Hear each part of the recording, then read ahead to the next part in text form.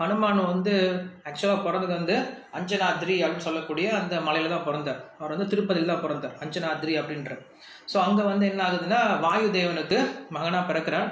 So அஞ்சனாத்ரியில் பிறக்கும் பொழுது அங்கே ஹனுமான் பிறக்கும்போது எப்படி வந்து பகவான் பிறக்கும் பொழுதே வந்து 4 கைகளோட சங்கு சக்கர கதாபத்மத்தோட பிறப்பாரோ, அவருக்கு வந்து கர்ப்பவாசம் இல்லை அப்படிங்கிறது இருக்கோ, அதே போல் ஹனுமான் என்ன பண்ணுறாரு, அவரும் பிறக்கும் போதே பிரம்மச்சாரியாக பிறக்கிறாரு. பிறக்கும் போதே தலையில் சிக்காவோட, இடுப்பில் மர உரியோட அவர் என்ன பண்ணுறாரு, பிறக்கும் பொழுதே வந்து பிரம்மச்சாரி, நைஷ்டிக பிரம்மச்சாரியாக பிறக்கிறாரு. ஸோ பிறந்த உடனே அவங்க அம்மா கிட்ட வந்து ரொம்ப பசிக்குதுமா அப்படின்னு சொல்லி கேட்குறாரு. பிறந்த உடனே குழந்தை பசிக்கு சாப்பாடு கேட்க ஆரம்பிச்சிருச்சு. அம்மா ரொம்ப பசிக்குதுமா அப்படின்னு சொல்லி கேட்ட உடனே அவங்க அம்மா போய் ஏதோ பக்கத்தில் பழங்களோ எடுத்துகிட்டு வரத்துக்கு போனாங்களாம். பையனுக்கு பசி தாங்கலை, என்ன பண்ணுறதுன்னு தெரியல. சுற்றி சுற்றி இப்படி பார்த்தா, மேலே பார்த்தாரு.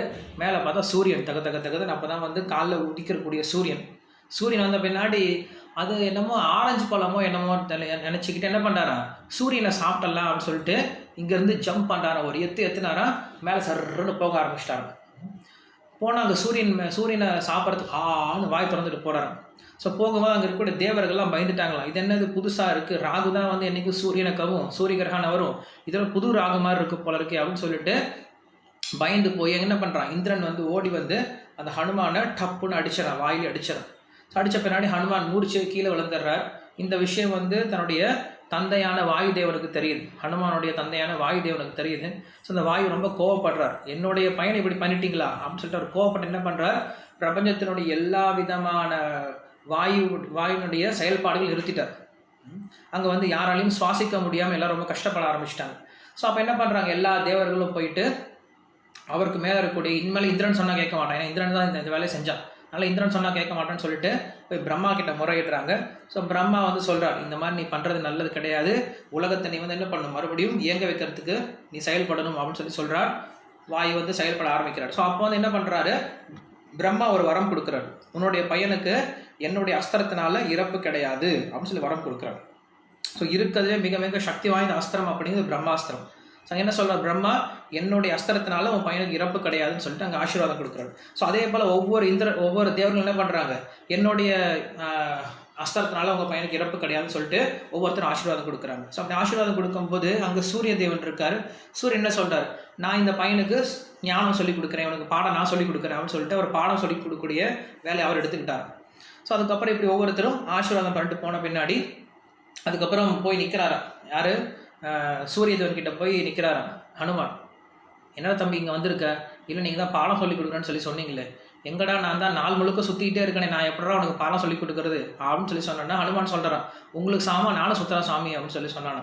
ஸோ அப்போ என்ன பண்ணுறாரு, சூரிய தேவன் முன்னாடி இருக்கும்போது ஹனுமான் முன்னாடி உட்காந்துப்பாரா, முன்னாடி உட்காந்துட்டு சூரியன் போக போதே அவர்கிட்ட பாடம் கேட்டுகிட்டே போகிறான். ஸோ கொஞ்ச நாளைக்கு பார்த்தோம் அப்படின்னா வானத்தில் 2 சூரியன் மாதிரி இருந்தாங்களாம், ஒன்று சூரியன் இன்னும் ஹனுமான், அப்படி 2 சூரியன்கள் வந்து இந்த பூமியில் சுற்றின மாதிரி இருந்துச்சு. அப்படியே என்ன பண்ணுறார் ஹனுமான், அங்கே சூரியன் கிட்ட அந்த பாடத்தெல்லாம் கற்றுக்கிட்டார். அப்படி பாடத்தெல்லாம் கற்றுக்கிட்டு எல்லா விதமான சாஸ்திரங்களையும் எல்லா விதமான யோகங்களையும் தந்திரங்களையும் மேதாவிலாசம் கண்ட பின்னாடி சின்ன குழந்தை இல்லையா, ஸோ அந்த சின்ன குழந்தைக்கு உண்டான சேஷ்டை எல்லாம் அவருக்கு இருந்துச்சான். ஸோ சின்ன குழந்தைல என்ன பண்ண ஆரம்பிச்சிட்டான், நிறைய லீலைகள்லாம் பண்ண ஆரம்பித்தார். என்ன பண்ணார், போய் ஒவ்வொரு ரிஷியோட ஆசிரமத்துக்கு போகிறான். ரிஷி வந்து கையில் ஜவமாலை வச்சுட்டு கண்ணை மட்டும் ஜவம் பண்ணிகிட்டே இருப்பாரான். திடீர்னு பார்த்தா ஜவமாலை பிடிங்கிட்டு மரத்து மேலே போய் உட்காந்துப்பாரான்.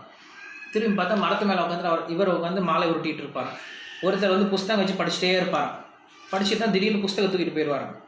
ஸோ இப்படி வந்து அவர் என்ன பண்ணுறாரு, எல்லா ரிஷிகளுக்கும் கொஞ்சம் தொந்தரவு கொடுக்கறதுனால அந்த ரிஷிகள்லாம் சொன்னாங்களாம், ஹனுமான் உன்னுடைய சக்தியானது இந்த மாதிரி எங்களோட விளையாடுறதுக்கு கிடையாது, இந்த சக்தியானது ராமர் சேவைக்காக தான் உனக்கு இந்த சக்தி கொடுக்கப்பட்டிருக்கு.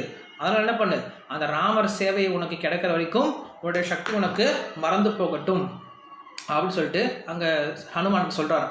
ஸோ ஹனுமானுக்கு அதெல்லாம் ஒரு பெரிய விஷயமே கிடையாது, ஹனுமானுக்கு வந்து என்றைக்கும் மறந்து போகாது. பட் இருந்தாலும் அந்த ரிஷிகளுடைய வார்த்தைக்கு மரியாதை கொடுத்து என்ன பண்ணுறாரா, மறந்து போனவா நடிக்கிறாரா.